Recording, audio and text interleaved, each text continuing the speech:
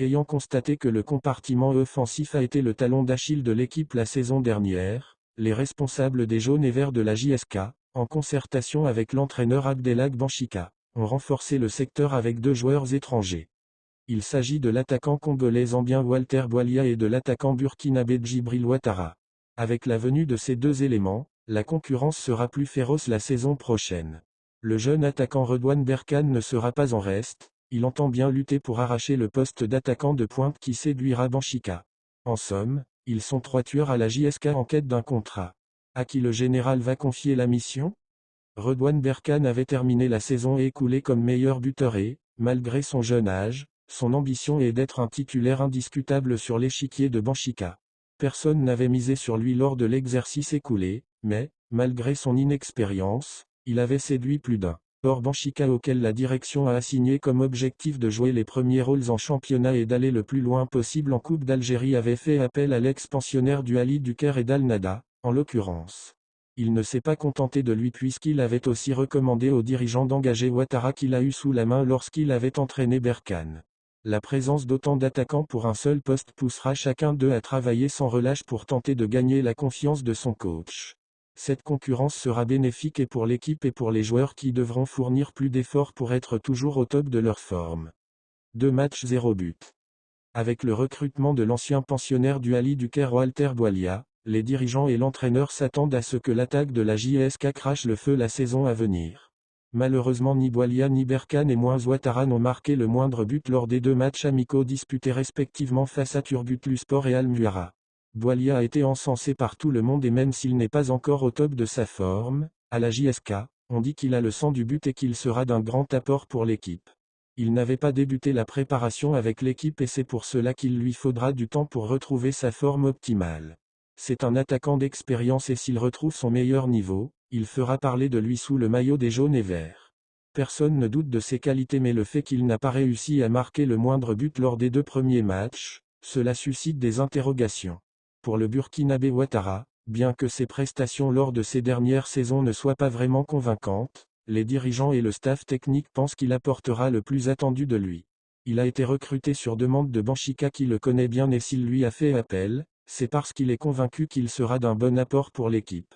D'après nos informations, il l'a fait jouer lors des 2 premiers matchs amicaux en 9 et en 9,5, mais lui aussi ne s'est pas montré efficace. Heureusement que Redjem, Akrib et Lamri avaient fait la différence face à Turbutluspor et Al-Muara. L'entraîneur Banchika est en train d'essayer plusieurs variantes et il a encore le temps devant lui pour trouver la meilleure formule.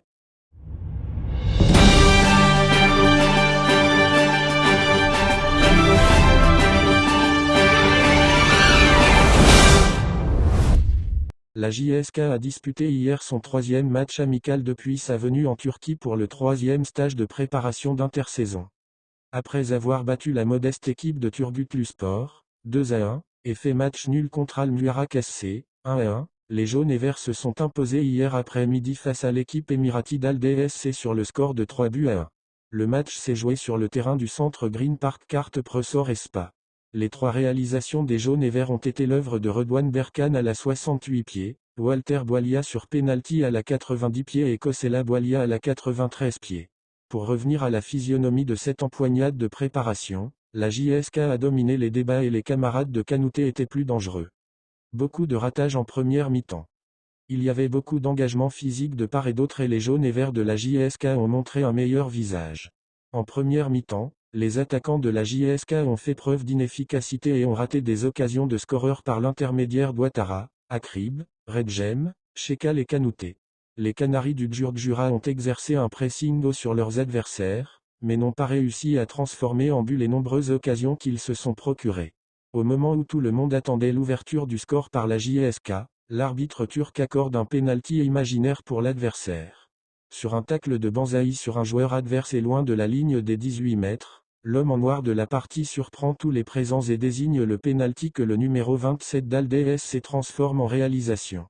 Touchés dans leur amour-propre, les camarades d'Ouattara montent au créneau et enchaînent des offensifs sur le camp adverse, mais ni Redjem, ni Ouattara et ni encore Chekal ne parviennent à trouver les filets. Et sur cet avantage en faveur des Émiratis que l'arbitre siffle la fin de cette première mi-temps. L'attaque s'est réveillée en deuxième mi-temps. En seconde mi-temps, Les poulains d'Abdelhak Benchika étaient mieux organisés sur le terrain et on assistera à de belles phases de jeu. Boualia et ses camarades se sont créés encore beaucoup d'occasions de but, mais l'efficacité n'a pas été au rendez-vous. Les changements opérés au début de la deuxième mi-temps avec l'incorporation de Boualia, Lamri et Boualia qui ont effectué leur entrée respectivement à la place d'Akrib, Redjem et Kanouté ont apporté un plus sur le plan offensif. Mais ces derniers ont manqué de chance dans le dernier geste. L'entrée de Redouane Berkane à la place de Djibril Ouattara a fait changer le match, puisque le jeune attaquant de la JSK, 4 minutes seulement après son incorporation, a réussi à remettre les pendules à l'heure. Il ne s'est pas contenté d'égaliser, mais a réussi à provoquer un pénalty à la 90 pieds que Boualia a transformé en but en donnant l'avantage à son équipe. À la 3e minute du temps additionnel, Boualia, sur un excellent travail individuel, se joue de la défense d'Al-DSC et marque le 3e but. L'arbitre ne tarde pas à siffler la fin du match sur cette victoire de la JSK qui remporte son 2e match amical durant ce stage en Turquie.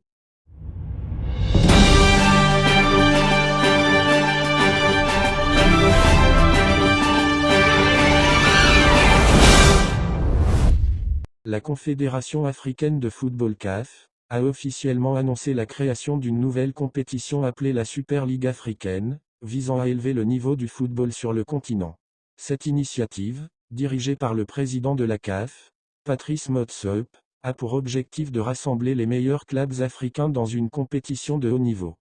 Dans ce contexte, la CAF a publié un communiqué officiel confirmant la qualification de 2 clubs algériens, l'USM Alger et le CR Belouizdad, pour participer à cette nouvelle compétition la saison prochaine. La Super League se déroulera en Afrique du Sud, du 11 janvier au 9 février 2025. Les équipes qualifiées ont jusqu'au 30 septembre pour confirmer leur participation. Le format de la compétition comprendra 6 groupes de 4 équipes, jouant sur les stades emblématiques de la Coupe du Monde 2010, tels que le Nelson Mandela Bay Stadium à Port Elizabeth, le Moses Mabhida Stadium à Durban, et le Cape Town Stadium. La finale aura lieu au célèbre Success City à Johannesburg. Chaque club participant recevra automatiquement 2,5 millions d'euros, ce qui signifie que les 2 représentants algériens pourraient gagner un total de 5 millions d'euros s'ils acceptent de prendre part à la compétition. Cette nouvelle initiative pourrait offrir une exposition internationale et des ressources financières considérables aux clubs africains, tout en stimulant le développement du football sur le continent.